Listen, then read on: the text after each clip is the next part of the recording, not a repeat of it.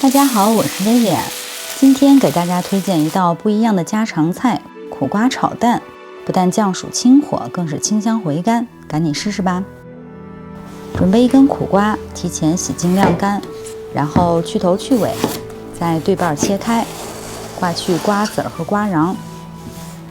很多朋友不敢吃苦瓜，就是怕了它的苦味儿。我们只要找到苦源就可以了。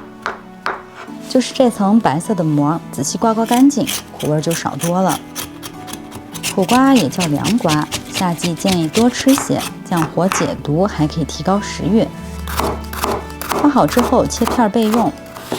如果还担心味儿苦，这时候可以撒入少许盐腌一下，再洗净备用。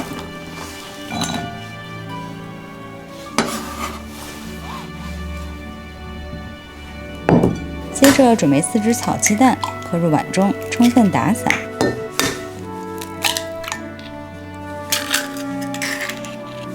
苦瓜炒蛋是我们家最常做的，不过跟传统的方法不一样，要来准备的蚝油芡汁儿，1勺玉米淀粉，少许糖中和苦味儿，1勺生抽提鲜，再加入1大勺蚝油，加入适量的清水，搅拌均匀即可。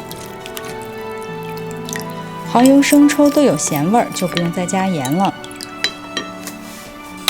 锅烧热，淋入食用油，倒入苦瓜片，稍微翻炒至变色，注意不要炒得太久，否则苦瓜失去水分，变得软塌塌的，口感不好。有些做法是先将苦瓜焯水，去除苦味再炒，我呢不太建议这么做，因为去除苦味的同时，苦瓜的甜味也消失了。这时候转中火，淋入蛋液。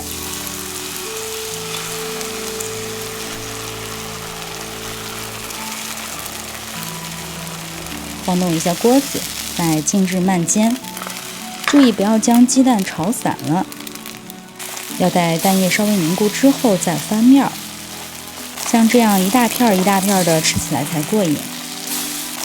我们呢比较喜欢鸡蛋焦香的口感，所以煎的稍微久一些。喜欢软嫩口感的可以提早翻面。炒好之后盛入盘中，再来熬制芡汁儿。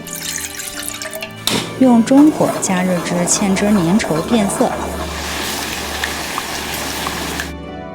再趁热淋入盘中。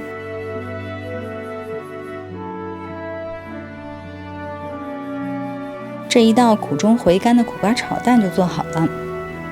3伏天里又热又闷，还没有食欲，来上一盘苦瓜炒蛋，不但降暑清火，更是清香回甘，赶紧试一试吧！苦瓜炒蛋。